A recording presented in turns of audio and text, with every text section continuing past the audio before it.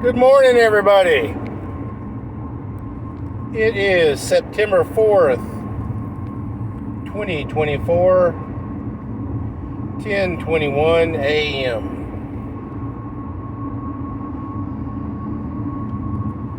Want to lay some knowledge on you guys. A lot of stuff rattling around in my brain these days.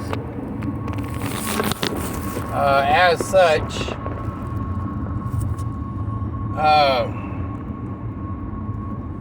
globalism, one world government, the World Health Organization, United Nations, NATO,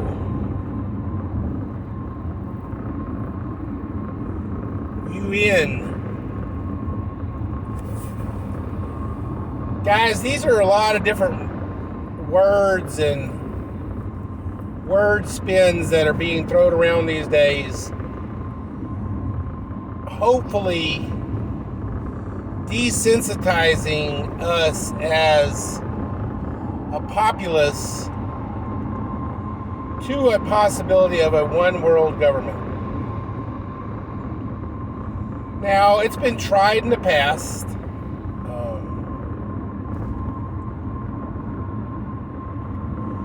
Genghis Khan tried to conquer the known world. Rome tried to conquer the known world.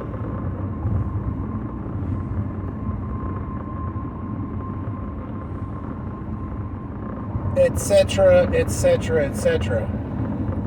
We even have the very first written record of world conquest actually in the Bible, in Genesis, guys. Literally, we are just, a few generations out of the Garden of Eden, where we take as a people and are so disenfranchised and disenamored with our life situation, guys. We are the serpent from the garden tempted Eve, or at least it's recorded, tempted Eve with the apple, quote unquote apple, because it was it was pretty to look at, it was told to be good to eat, and it would make humans like God.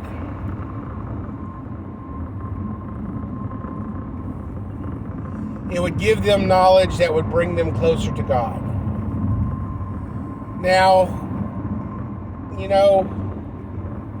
humanity is kind of weird. We're a whole society of copycats. We find something that we like and we mimic it. And there's a whole, saying about that, emulation is the most, or duplication is the most serious, the most sincere version of flattery.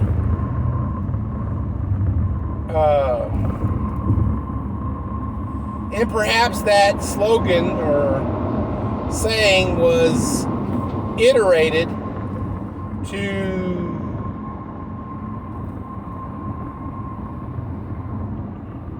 normalize our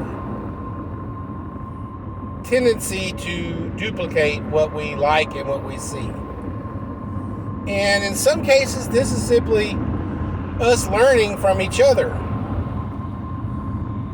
But it can also be, a bad thing. Depending on what you're emulating.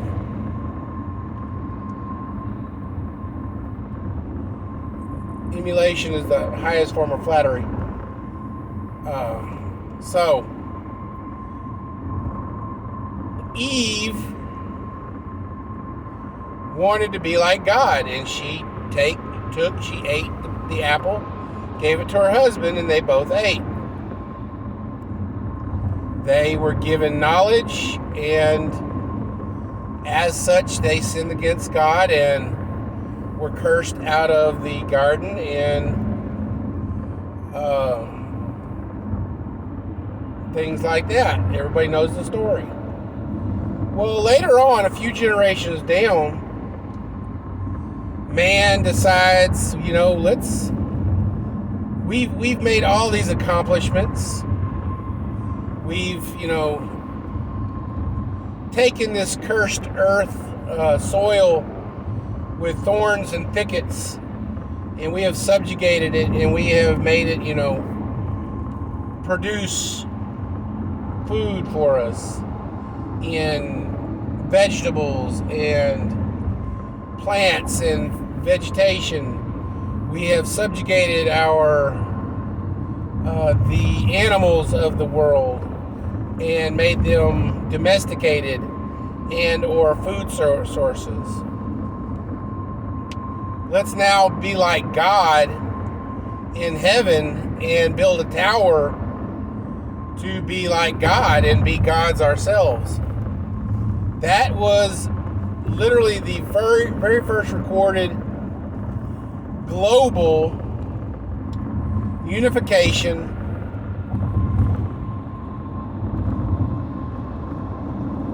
recorded in history.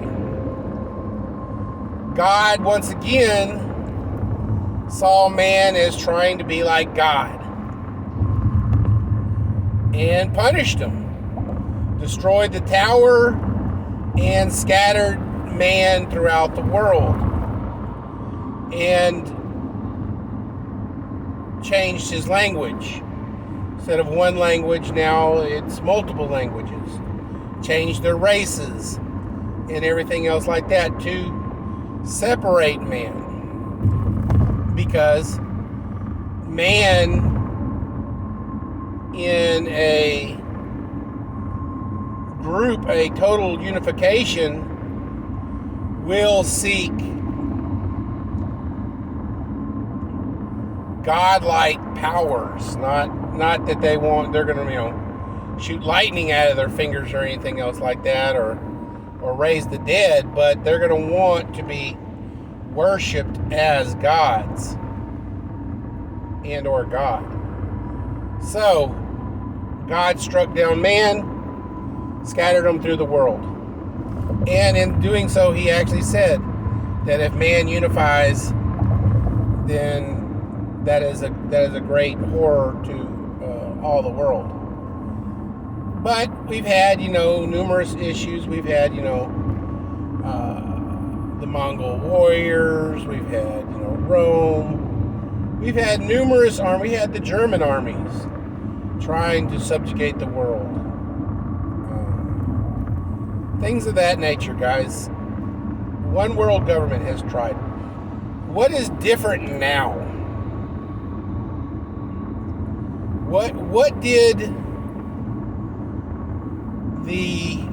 is so similar about what is going on now in this world than what happened in Babylon? The people were not divided by a language. The people were not divided by miles between them. They were not divided by, racial differences. Nowadays, guys, we have social media. We have technology. The world, thanks to our technology, is once again shrunk down to a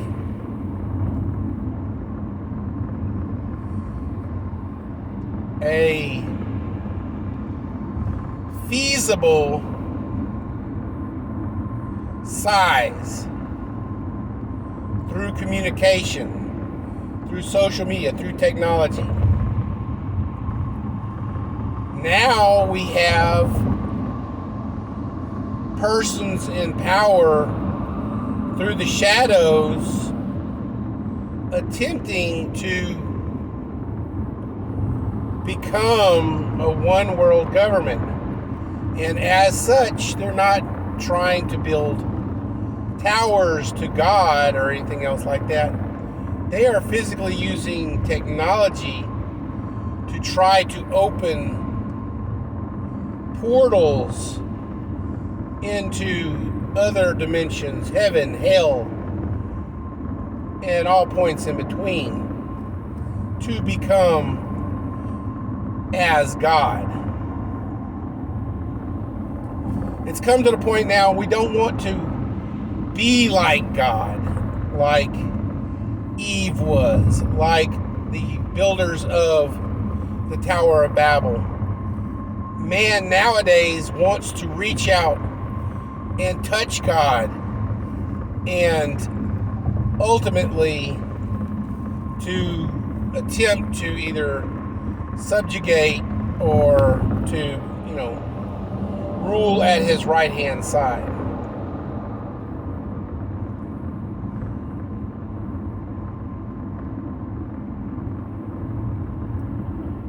The four horsemen of the apocalypse, as predicted in Revelations, the first horseman represents conquest, dictatorships, subjugation of the people under one rule. Guys, why is it that in the past, when people feared the four horsemen coming and doom and gloom prophecies and things like that didn't actually happen? Y2K, the Mayan calendar, A to Z, whatever you want to fill in the blank. Because the end of the world that is coming will be heralded by a one world government. That one world government will then issue in control, taxation, famine, control the people through their food, control the people through their money and their ability to trade. The Revelations also talks about the mark of the beast, controlling your ability to buy and sell goods. And of course, famine. That's part of the beast as well. We also have, of course, the last horseman, death, followed by Hades. And death is not, Hades in this situation is not a fifth horseman. Death is bringing with him hell. The Hades in question is actually the physical representation of hell.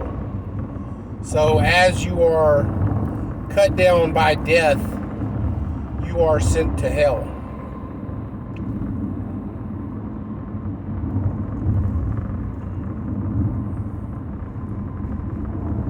The four horsemen are heralds of God, indicating what is to come.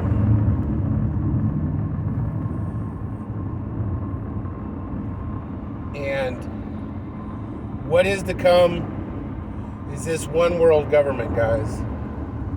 We have the CERN super collider that they're actually using right now to try to find, quote unquote, the God molecule.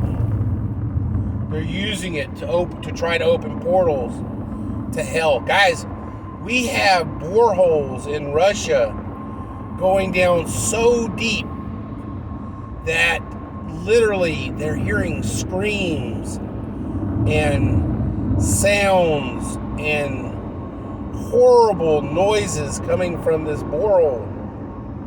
Guys, do we need to be able to reach out and touch a demon to believe in it?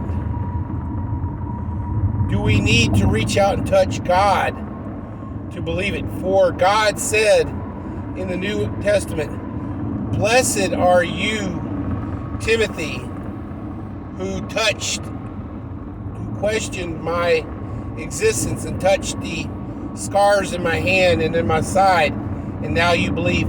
But blessed tenfold are those who believe and have not seen."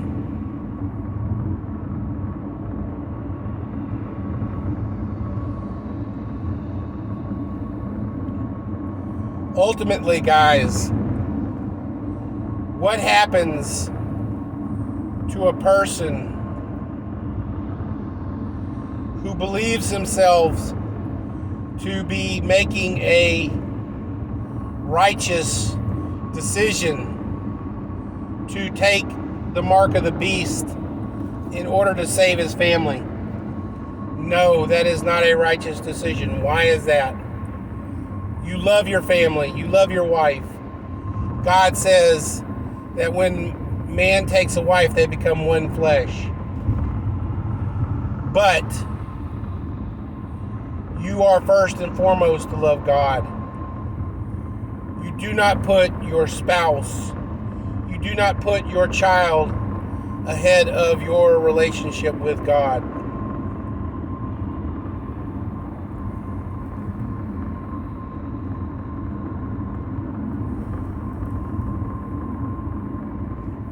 I love my wife. I would take a bullet for my wife. I love my daughter. I would take a bullet for my daughter any day of the week. But I also love my God, and I will give him everything. If he tells me that I must make do with what I have now and I have prepared for